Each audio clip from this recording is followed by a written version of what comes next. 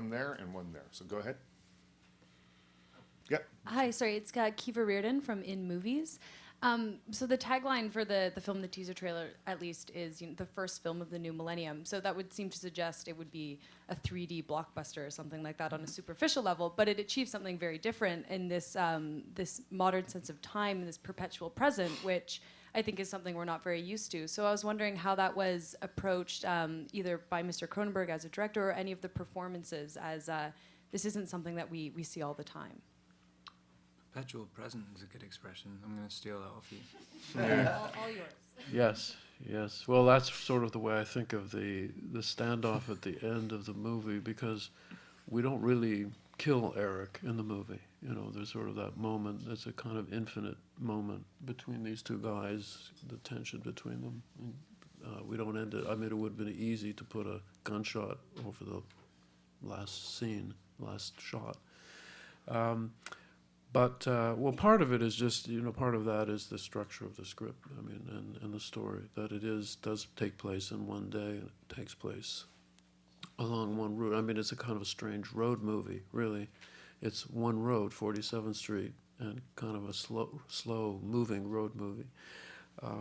But I think it's just, it's part of the. I love the aesthetic, sort of rigorous structure of the book. That most of it's in a limo, and the limo is moving very slowly along one street. It's going from east to west, and it's moving towards Eric Packer's past. I mean, in a way, it's a movement towards suicide, but it's a regression. I mean, he says early on, a haircut is what? A barbershop is what? It's calendars on the wall, it's mirrors, it's the chairs.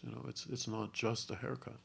And in his case, it's a regression to his childhood, and the innocence and the naivety when he's sitting in that barbershop and in that chair is really quite beautiful. He becomes a sweet, innocent child, for a moment.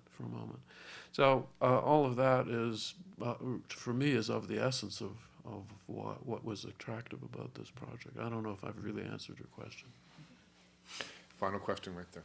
Hi, Jason Gorber from Twitch and Filmfest.ca. Just want to talk about the final dance between the two of you.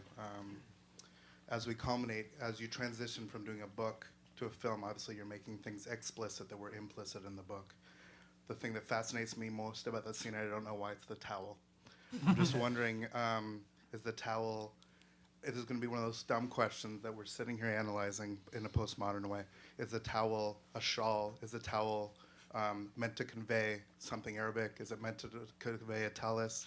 Is it simply your way of hiding from hiding away from the person who's the other part of you? Just wondering, did any of this stuff go on while you guys were discussing, or is it just a matter of getting through 20 pages of the script? Well, it's in the book. It is in the book, yeah. The towel is explicitly in the book. Oh, yeah. Towel's in the book. Towel's in the book. So what does the towel mean to you? The towel's in the book. The book is the Bible. You follow the Bible. Yeah, I actually, it was I had one phone conversation with David just to sort of check in with him before I had to do it.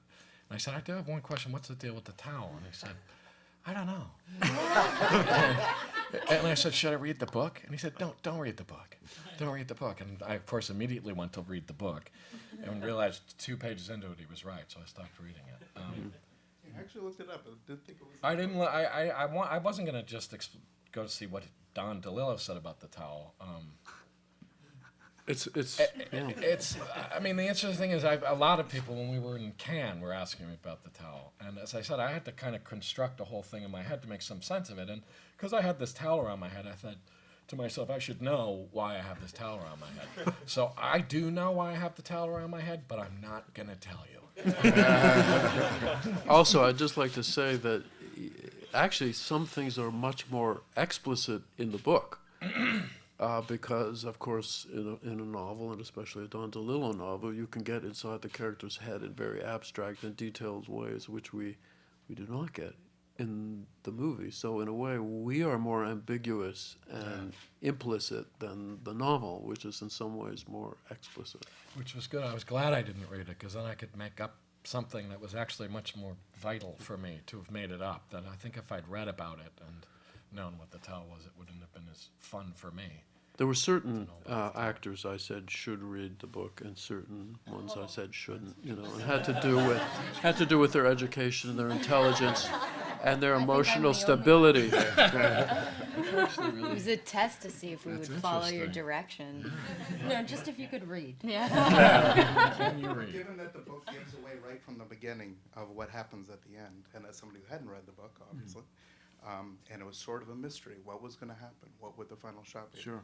Although, do you believe Benno and his journal completely? You totally buy everything Yeah, he that's says the- as truth? That was what was interesting. I've only seen to the me, movie. I too. didn't know there was a journal. So.